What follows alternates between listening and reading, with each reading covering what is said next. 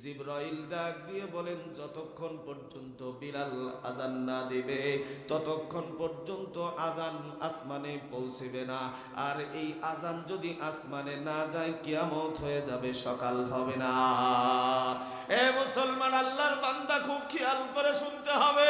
হযরতে বিলাল তিনি ছিলেন একজন চাকর, চেহারাও সুন্দর ছিলেন না, একজন গোলাম। কথার ভেতরে অস্পষ্টতা ছিল, এত সুন্দর চেহারা ছিল না।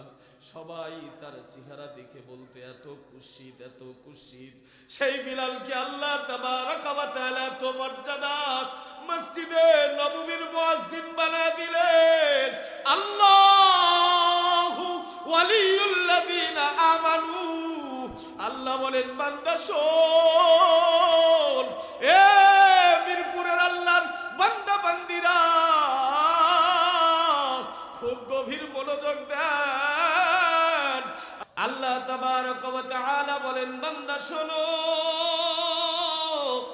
আমি রব যদি তোমাদের অভিভাবক হয়ে যাই, শুধু দুনিয়ার ভেতরে নয়, আমি আল্লাহ তাবারক ওয়া তাআলা জানা দিলাম, বান্দা শোনো, শুধু দুনিয়ার ভেতরে তোমাদের রাজত্ব চলবে তা না, এই দুনিয়ার ভেতরেও তোমাদের রাজত্ব চলবে, পরলৌকিক জগতেও আমি আল্লাহ তোমাদেরকে এমন রাজত্ব দান করে দিব, তোমরা সরাসরি আমি রব, আমি আল্লাহর জান্নাতে প্রবেশ করবে। জোরে বলেন সুবহানাল্লাহ।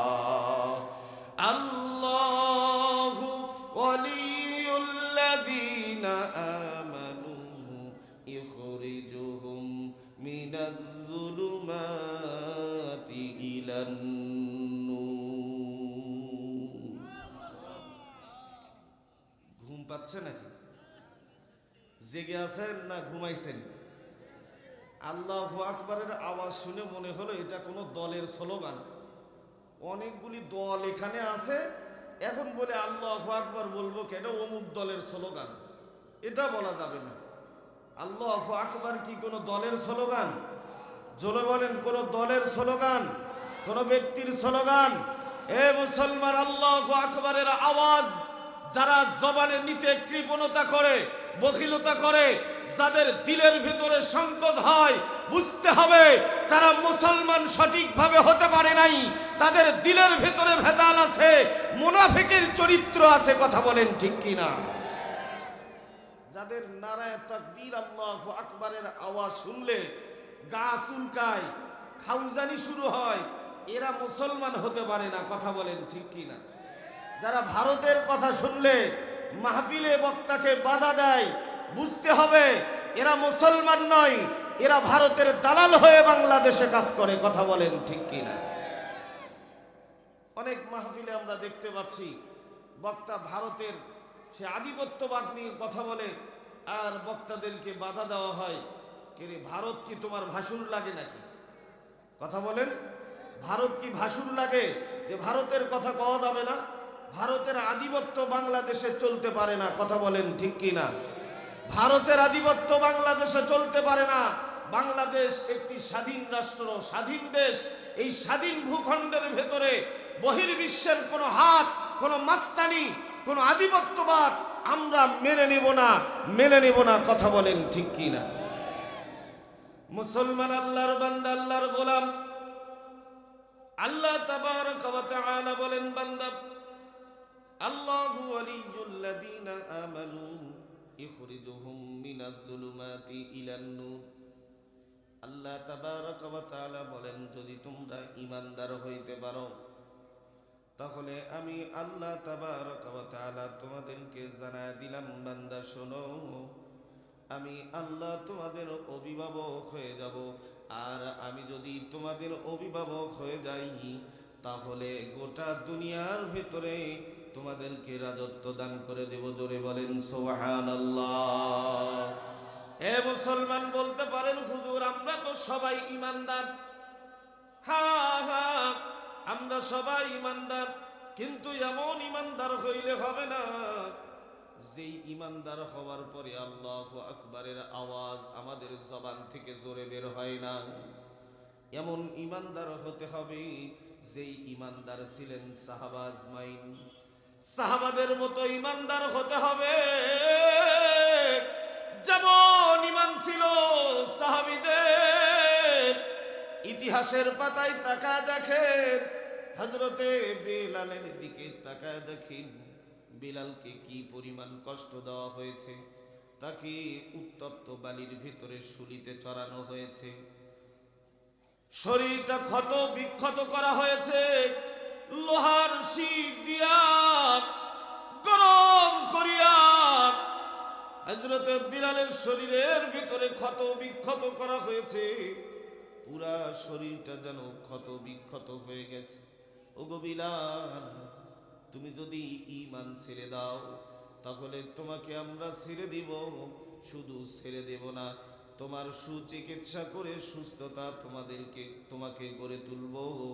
সুস্থতা করে শুধু এখানেই শেষ নয়, আমরা তোমাকে আজাদ করে দিব এবং তোমাকে অনেক ধন সম্পদের মালিক দিব।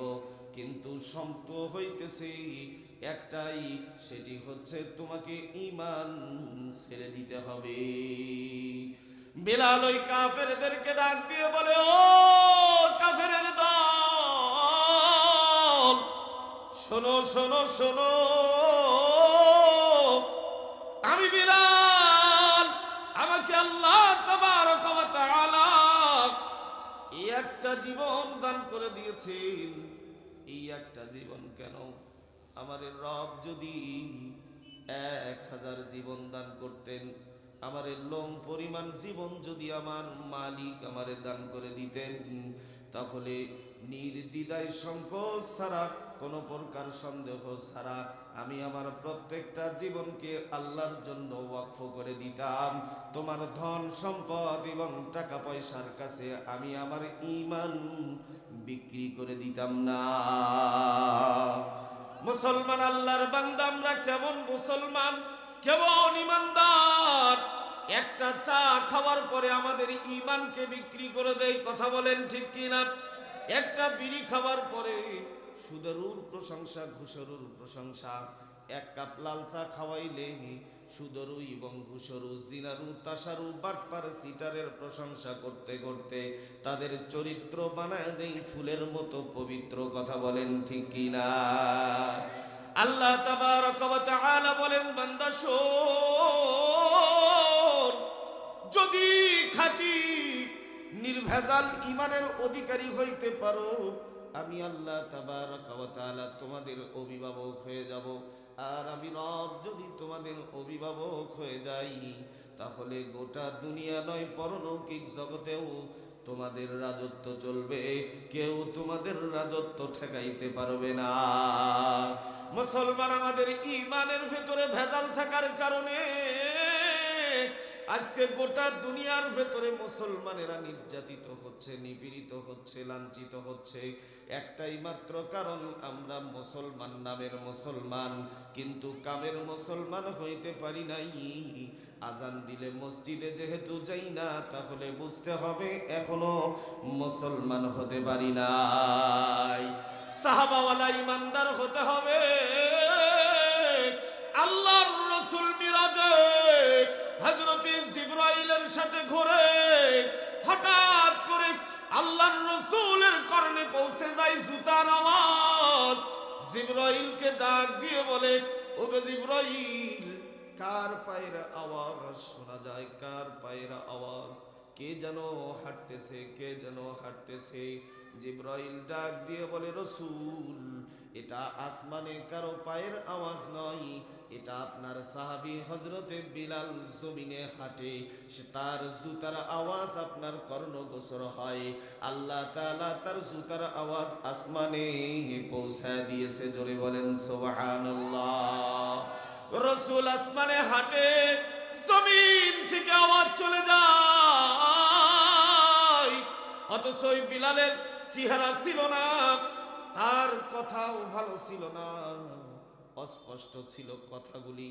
বিলাল ছিলেন একজন গোলাম, সম্পদশালী প্রভাবশালী ব্যক্তি ছিলেন না। রসুলের চাচা আবু জেহেল ছিলেন, যেই আবু জেহেলের জন্ম কাবার চত্বরে। রসুলের চাচা আবুল আহাব,